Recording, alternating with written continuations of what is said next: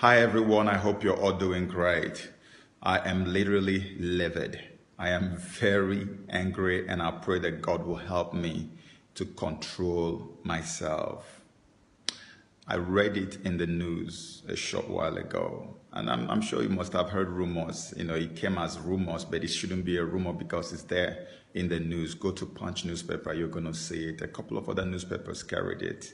The federal government of Nigeria, under Buhari, has just acquired a license, a radio license, to start a Fulani service radio station with our money, through the Ministry of Education, I guess, with our money.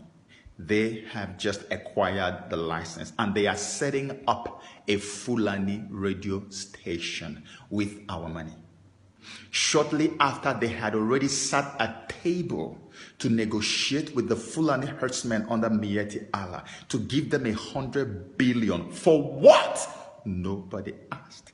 And the men were even saying, no, we want 160 billion. It came out in the news and it just fizzled out like that and went under the carpet. Our money from the Niger Delta region, from the east, from everywhere, our money that our own people cannot get access to is being doled out to Fulani people. The same people who are killing us every day. I remember when Radio Biafra, when Buhari came to power, one of the first things he decided to attack was Radio Biafra. He and his colonial masters were ready to destroy Radio Biafra. They were looking for how to jam the frequency and do all kinds of stuff. They say, no, they cannot do it. It's a terrorist organization. Now, listen, Fulani herdsmen have been declared the third most dangerous, most wicked, most deadly terrorist organization in the world. Nigerian government has not as yet even proscribed them. Rather, they are sitting at table with them to negotiate with them and give them our money. And nobody's talking. Nobody's saying anything. They have all their rifles, their ammunitions moving around. And suddenly, Obasanjo shows up and says, hey, these guys are serious. They want Islam. Boom! The Fulani herdsmen probably sent a message to Buhari, and the next thing he signed executive order. Every gun license revoked. So the citizens who cannot be defended by the security operatives, even in a situation, in a nation where hunters are now being used to go and push back terrorists, you are telling us you are revoking gun license. On top of that, you are buying a radio license for the same Fulani people whom we know you will never ever disarm. So my question is this: how wrong was Olatunji Dare of Nations newspaper? You remember that editorial, November of 2018, by that guy who said that he could authoritatively report that the family of Jubril, remember Jubril? This is a Yoruba man. In fact, he was even advising Namdi to update his own report because the family of the man is in Abuja. He said they were in Abuja to negotiate with the federal government, and that they said they want to have a power sharing arrangement at the federal level in perpetuity, meaning forever. In other words, they will permanently become power brokers in Nigeria. Foreigners. Second, they say they want 50% of Nigerian oil revenue accrued, given to them, at least over a period of 10 years. For the first 10 years, after 10 years, they will renegotiate. 50% of the oil revenues. And this was November of 2018.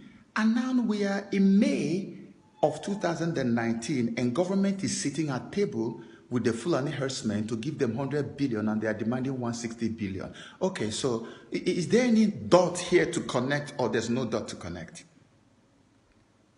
But nobody's talking about it. Everybody's quiet. As if they just poured some ice cold water on the heads, on the brains of the people. They are harvesting human brains in Nigeria and replacing it with kerosene. You proscribed an organization that does not do any harm to people, and you refuse to proscribe the one that has massacred thousands of people. You are now rubbing it on our faces. You are now rubbing faces on our faces. You are now telling us to our faces that we cannot do anything. You are now obviously openly telling us that we are idiots and we are fools, and that you can stool and shit on our head and we cannot do anything. It is becoming too much. It's becoming too much. Obasanjo was right. If we don't do something now, that is it. This is rubbish. This is absolute rubbish. Even if you are intoxicated with power, there should be a limit to your level of intoxication. This is becoming so insulting. Nigerians, and you guys are busy playing around on social media.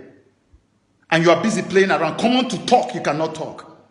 You don't know that action is preceded by talking. Get up, everybody, talk and post about this wickedness. And let us start from somewhere. And we are all keeping quiet. A nation of intellectuals. This is why I'm rallying my people up. Because I don't care. Every other person wants to die. Let them go. My people, if you are from the eastern region of Nigeria, the place they call present-day southeast and south-south, listen to me. It is our time to go home.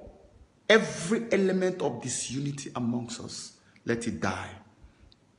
I'm coming out. Let it die.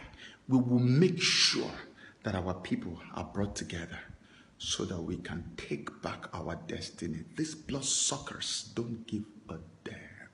They don't care. They don't care. They don't care. They want us. We will not take it. God bless you.